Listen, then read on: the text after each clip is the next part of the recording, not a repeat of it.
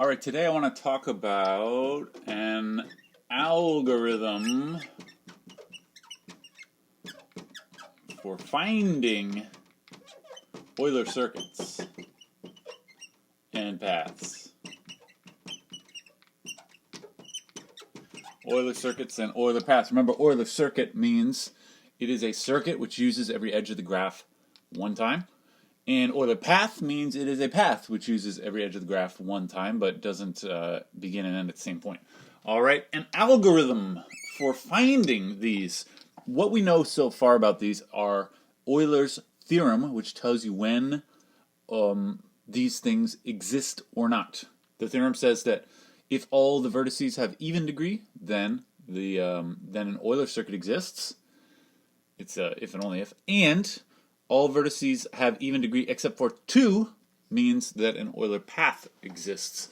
But as I said several times when we talked about those Euler's theorems, these theorems do not actually tell you how to find the Euler circuit or Euler path. They only tell you if it exists or not. They don't tell you where it is or how to find it.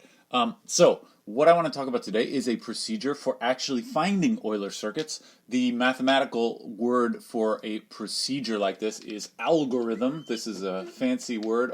It just means a sort of well-defined procedure.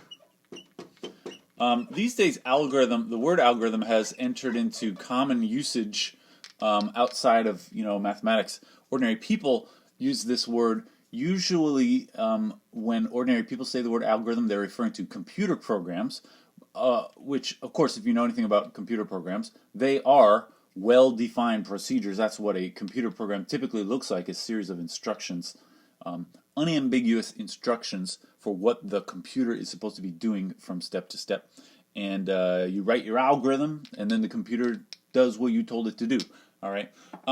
Actually, the word algorithm has been around for considerably longer than computers. Can I give you a little historical diversion? This word algorithm is actually named after a person, and that person is one of the greatest, by any measure, one of the greatest mathematicians, scientists of all time. We typically write his name like this: Al-Khwarizmi. This is a mathematician, he lived around the 800s, so a long time ago. One of the all-time greats, one of the GOATs, if you will. One of the greats of the ancient Arabic, the classical Arabic school of mathematics.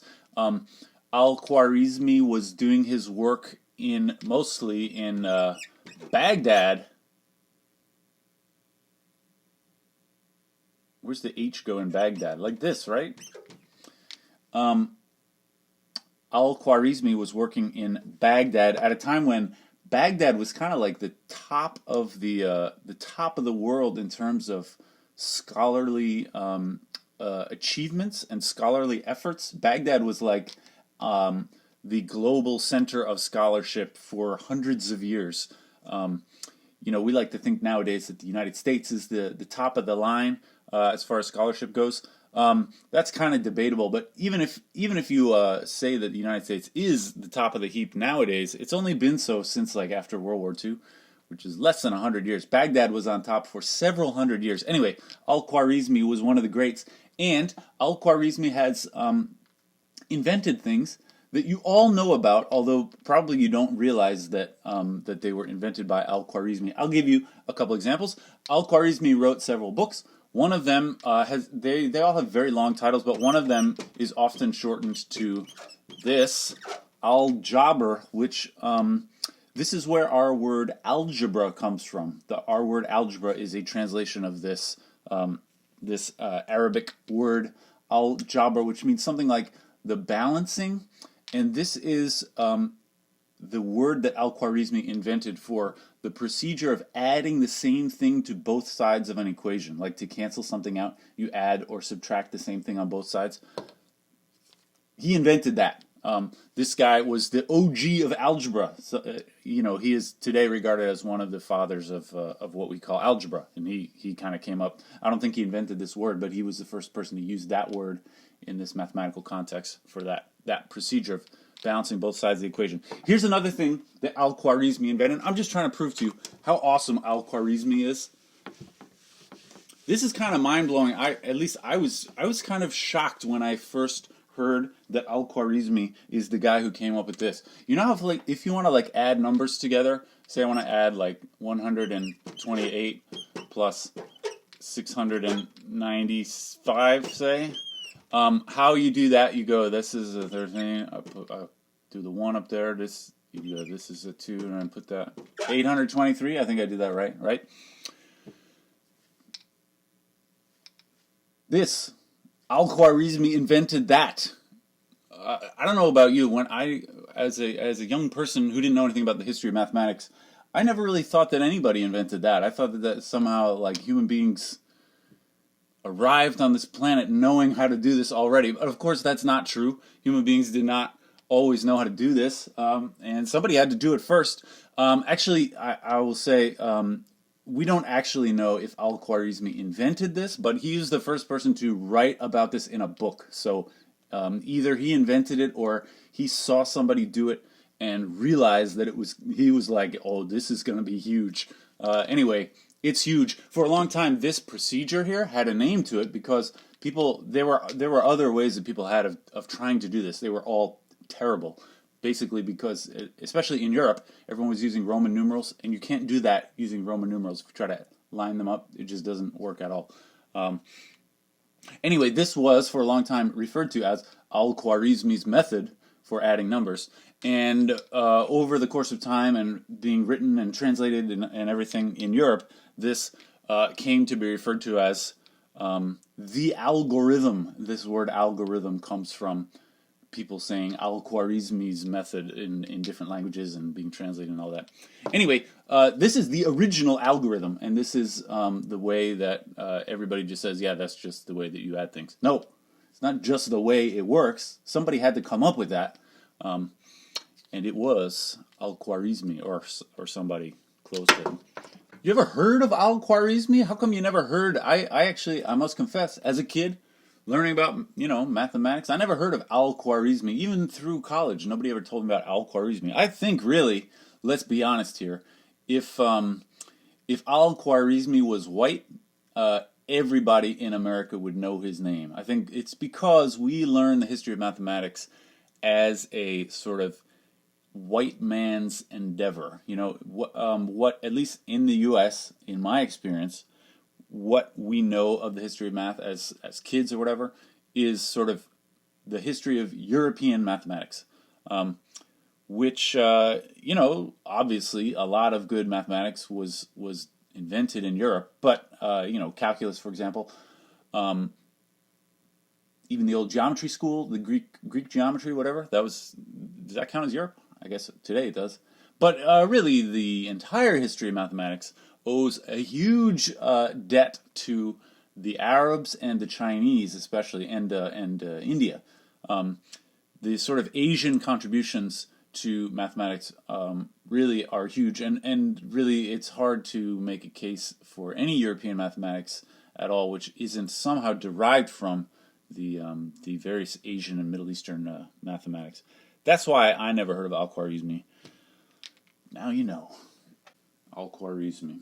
Anyway, what we're going to talk about today, it has a name actually. This is called Flurries Algorithm. This is another person's name. Actually, I know nothing about Fleury other than... What? I know nothing about Fleury other than the fact that his name is on Flurries Algorithm. Flurries Algorithm is a procedure for finding Euler circuits, all right? If you understand this procedure, then you will be able to find Euler circuits in any graph, provided that they exist. And it's easy to tell they exist, it's just if all the degrees are even. Anyway, Flurries algorithm for finding Euler circuits. It is based on a concept which you may have heard of before, and that is the concept of a bridge in a graph. A bridge in a graph. This is defined to be, it's an edge where if you were to remove that edge, the graph would become disconnected. So a bridge is any edge whose removal makes the graph disconnected. All right, and I will show you an example. Any edge whose removal makes the graph disconnected. So, for example, if I had a graph like this,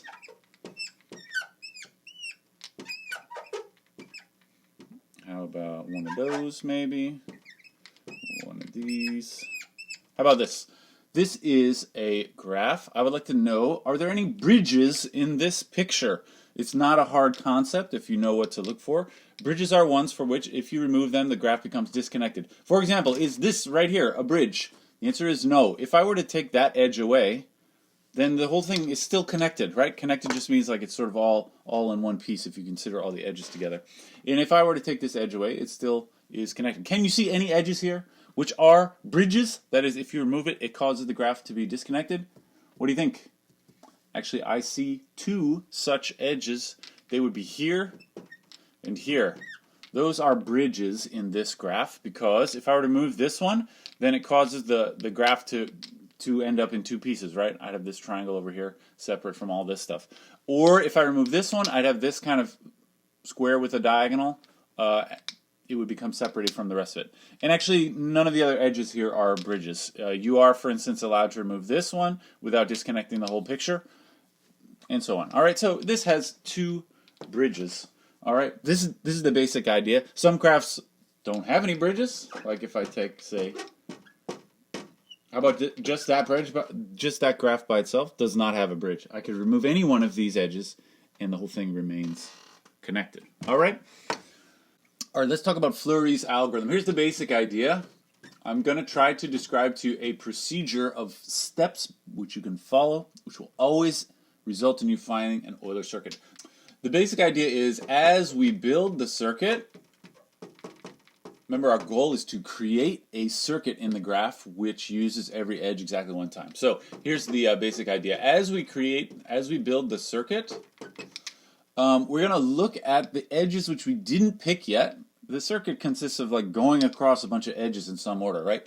As you're going across these edges, you keep in mind the ones that you did not yet go across. So as we build the circuit, look at the unused edges. And as you are choosing the next one, you always need to make sure that the unused edges, you don't choose a bridge in the set of unused edges. So look at the unused edges and never choose a bridge in the unused edges. This is the procedure for Flurries algorithm. You can, at any point, you can just choose whatever edge you want as long as you obey this one single rule. Never choose a bridge in the unused edges. I will tell you what I mean by that. Let's just do an example here. How about this here graph? This is a fairly simple graph. Like that. All right.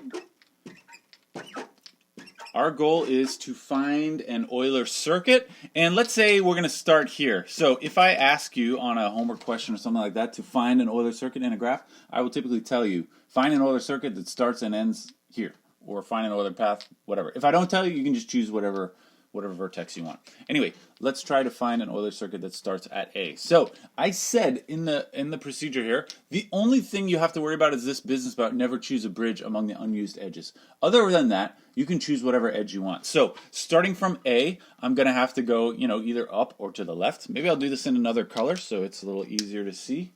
Might as well use my colors if I got them. All right. So I'm going to start from A. Remember, as I said last time, when you're drawing the Euler circuit, you want to make it a little sloppy. Don't make it go exactly along these lines. and don't make it hit the vertices exactly. Anyway, from A, let's just say I'm gonna go this way first. All right. What you got to do, look at all of the unused edges. So at this point, the unused edges, I just drop my cap. I need my cap. Look at the unused edges, all right? They would be, you know, these ones here, just everything except for that one. And looking at those edges, I have to choose my next edge. It's going to be one of these three. The only rule is you never choose one of these three edges if it's a bridge in the graph of the remaining edges. So what your mind should be looking at is just the yellow ones, which I haven't used yet, which would be these many, all right? And I'm right here now, right? I already picked this one. That's why I didn't put this diagonal, because I already chose that one. In your mind, you look at the ones which we did not yet choose, and then from here, which one am I going to choose? You can choose whichever one you want, as long as it's not a bridge in this graph. Well, actually, this graph does not have any bridges in it.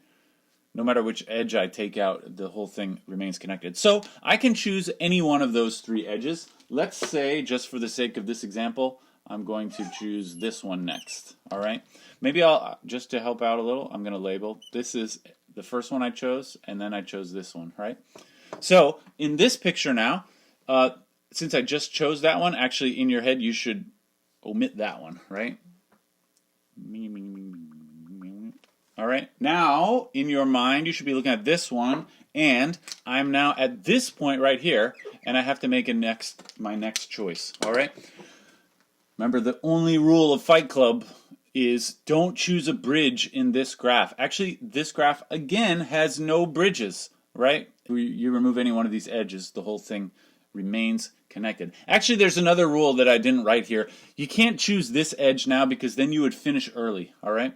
So look at the unused edges. Never choose a bridge in the unused edges. Can I write down? I should have wrote this before. Don't finish early.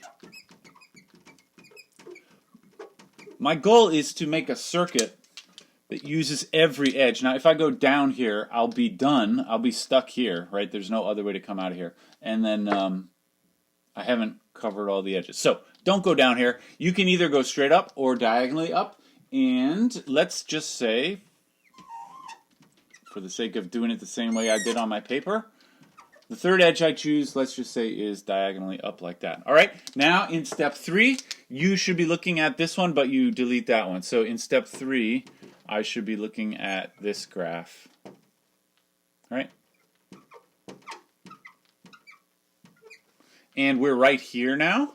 And which edge are we going to choose? Actually, now it starts to get interesting, what with the bridges and all that. At this point, I cannot choose this edge because that edge is a bridge among the unused edges. So don't go across to the right. You can either go down to this one or all the way down to that one. And when I did this on my paper, I went just down to that one. All right?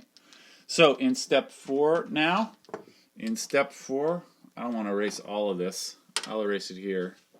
But you can write this on your paper. So at this point, we just used that edge. So now the graph of unused edges now looks like this, right? And we are right here. And now actually, just about everything here is a bridge. If you removed any one of these, it would make the whole thing disconnected. But now it's clear to see what we have to do. There's only one set of choices that you could possibly make to continue from this step. We must go down and then around and all the way down. So from there, we can just say, all right, then I'm going to do this way. So this was my 5th choice, my 6th choice here. Round the top, it's my 7th edge. Down the bottom, it's my 8th edge. And finally right here, that's my 9th edge. And we have found an Euler circuit in this graph. There you go. So, just to refresh our memory, the procedure here. In each step, you can usually pick your pick. Choose whichever direction you want. The only rule is you look among the edges that you didn't use yet, and you never choose a bridge among the edges that you did not yet use. All right, this is Flurries Algorithm. We're going to do a bunch more examples. All right, let's try this graph. I got something like a circle here, some of these, some of these. All right. Let's see if we can find an Euler circuit here. Now, remember, the Euler circuit only exists if all the degrees are even. So, first of all, can we just verify that all the degrees are even? This is a degree 2. This is a 1, 2, 3, 4. This is a 2. This is a 4. This is a 4. This is a 4. This is a 2, a 4, and a 2. So, they are all even. That means an Euler circuit does exist. That's not the Flurries algorithm. That's Euler's theorem. How do we actually find such an Euler circuit? Let's see if we can do it using the procedure I just described. How about we start up here? I'm going to do this in my other color again. All right, what you should have in your mind is a graph of all the edges we did not yet use, which at this point is everything. And then you can choose whatever edge you want. Just don't choose a bridge among the remaining edges. Now, when I'm looking at all the edges here, I see there is no bridge among the set of all the remaining edges. So I can go either way. Let's go this way first. All right, and then from here, I'm looking at all the remaining edges. That's all the ones that are not, pinked out right now. I could go, and I believe when I look at all the remaining edges, again, there's still no bridge in that graph. So you can go any way you like. How about, let's go across, all right? Now from here, you don't really have to think much at all. You must go down because that's the only option at that point. All right, now from here, are there any edges which are forbidden? A forbidden edge would be one which makes a bridge among the set of all remaining edges. You may, I don't know if you can see that in your mind. What are the edges that remain? They look like this at this point. Right? These are all the ones which are left. And actually, there's no bridge in that graph. So I can go whatever way I like. Let's go down. And then from here, I must go to the left. All right. What next? That's an arrow. Are there any edges that I need to avoid now? It may be helpful to just every so often write down for yourself on the side. What does it look like now, the graph of the edges which I didn't use yet? This and this. This, this, and this, right? These are the edges which I did not yet use. I don't see any bridges in there. If you were to remove any of these, then it would still be connected. So you can go whatever way you like. From here, I'm here, either to the left or up that diagonal. Let's go straight up, just for fun.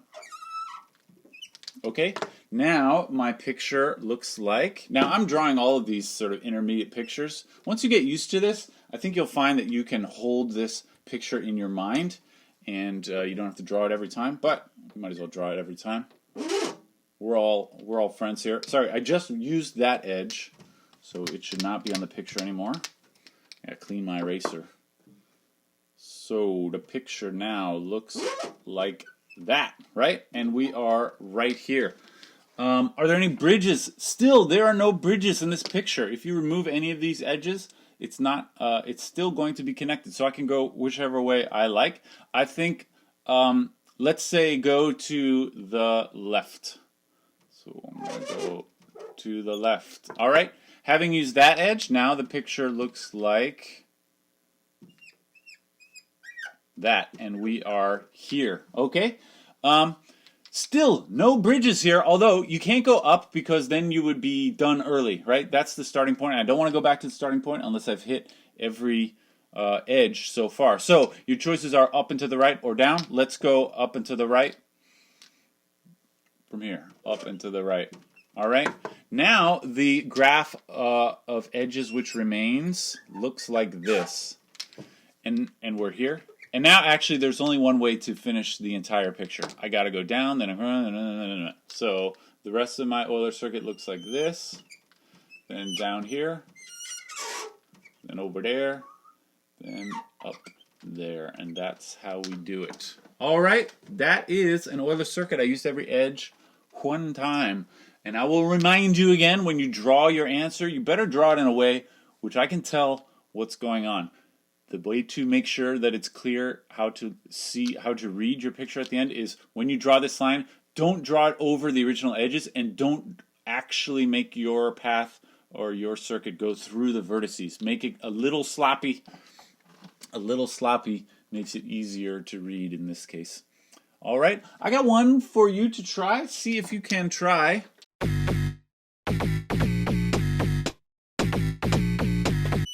you have so many opportunities to choose where you want the circuit to go. But anyway, I would like you to try this one. Let's say we're going to start here, all right? Actually, it doesn't matter where you start when you're finding an Euler circuit. You can do it from any starting point. See if you can do this. Draw an Euler circuit. Draw an Euler circuit using Flurries algorithm. Make whatever choices you want from step to step, but never choose a bridge among the unused edges. See what you think. I'll give you a moment.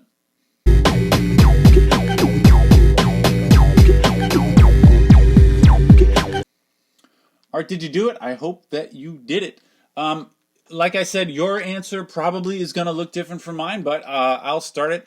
I have a few sort of vague strategies that I use just to help me follow the procedure of Flurries algorithm. I find that it's easiest if I kind of try to go through the picture in one direction, or keep the, I don't like to shoot right through the middle of the picture. That's because going through the middle tends to make the graph of unused edges split apart into two pieces, and that's what we're trying to avoid. You don't ever want to use a bridge. So I usually try to kind of go around the outside. I'll just do it. So starting here, maybe I'm going to start off going like this, all right? As we go, I'm keeping in my mind all the edges I didn't use, which at the moment is all like up here. I only use those two. Then let's say I'll go down around there, and then I'll go around here. Where are all the edges I didn't use? They're all up here, and they're all connected together. I'm trying to avoid disconnecting the edges that I didn't use. That's what it means to avoid a bridge in the graph of unused edges. All right, right now the unused edges are all these ones up here. I'm going to continue, just making sure not to cut the unused part in half or into two pieces. How about I'll go up there, across here.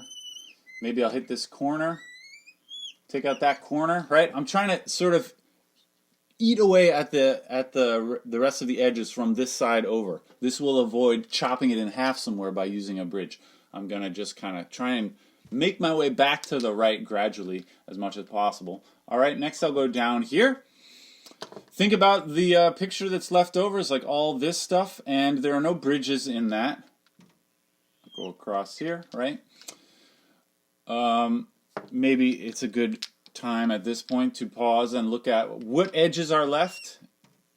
It's these with that little cap on it, and then also this, not that one. This is still left, like that, and I'm right here. Okay, I believe these are the edges that are left. Are there any bridges in there? I don't think so. They're all kind of together here, and there is no one of these which, if you use it, it'll split into two parts. Well, I have to go up here, right? That was my only choice. But then of these, I'm going to kind of hit these ones first, and then maybe make my way over to the right, and then back down to where I started, which was there, right? So I'm going to go left, and then up there, over there, all right? So I just used up that part, and this part also, of course. Maybe I'll go, I got this bumpy thing. How about let's just go across there, and then immediately right back, and then down here. All right, and then from there I must go to the right because I already took that edge. What's left over now? The ones which I haven't hit yet, they now look like this, and I'm right there. All right. There's still no bridges here, so everything's doing fine. You could go to the right or up or down. How about we go down? And then from there, I must go, so I just went down there. I must go up and to the right. Diagonal up there. And now I'm here. I could go up or to the left or down. Actually, don't go down because then you'll finish early. The other two, you can do either way. So I'll go left and then up and then to the right.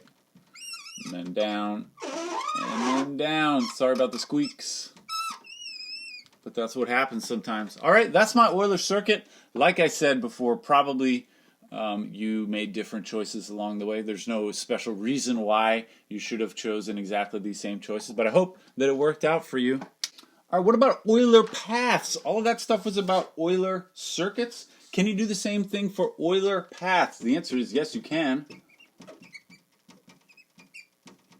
The procedure works exactly the same way, actually. So I'm just going to say the same, but the only difference in an Euler path, you must begin and end at the two odd degree vertices. Remember, an Euler circuit is when all the vertices are even degree.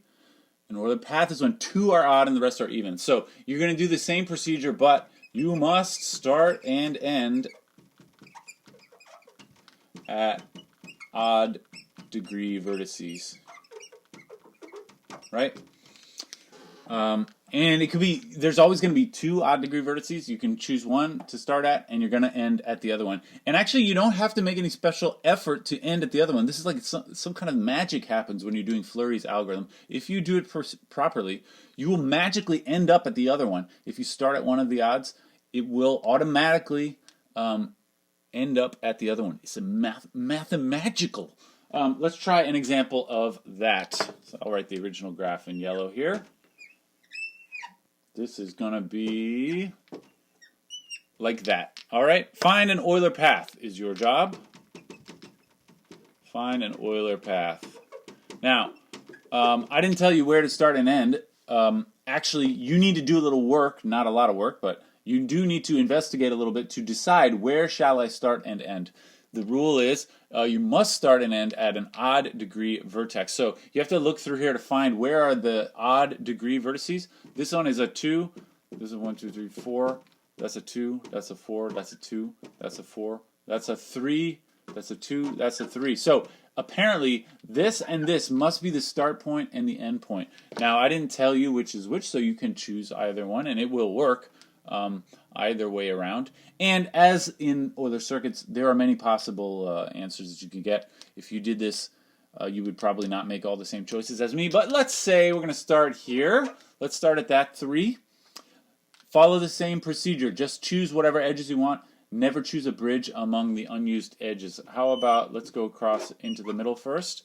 And then maybe I'll hit up this, cover up this whole left side first. So go down here, over there, up there, continue up here, and across to the top. Now you may be worried, I said over and over again, don't finish early. And I am right now hitting the place where I intend to finish. This doesn't count as finishing early because I can still continue, right? I still have these two edges which I can use. In fact, if you intend to end on a vertex with degree higher than 2, you're going to have to visit it at some point before you finish. It's just don't end there in a way which you can't get back out. Anyway, don't worry that I'm hitting the 3. What am I going to do next? Next, I have to cover all of these edges. So maybe my general goal will be go down the left side and then back up somehow. I don't know. Do like that. I should be looking in my mind at this, right? Those are the edges that I didn't hit yet, and I'm sitting right here.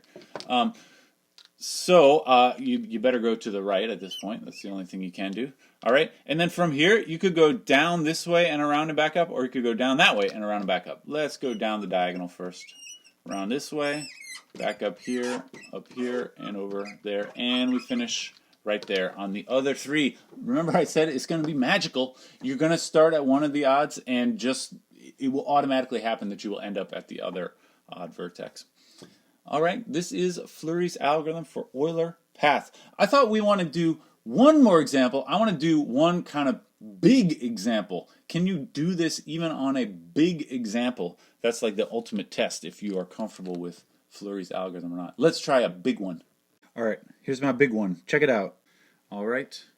Your job is to find an Euler circuit or Euler path, depending on which or either or both of those exist. So the question in this case would be find an Euler circuit or Euler path, or say it's impossible. All right.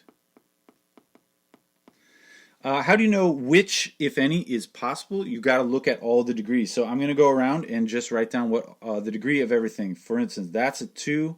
This here, 1, 2, 3, 4, 5, 6. That's a 6. This is a 3.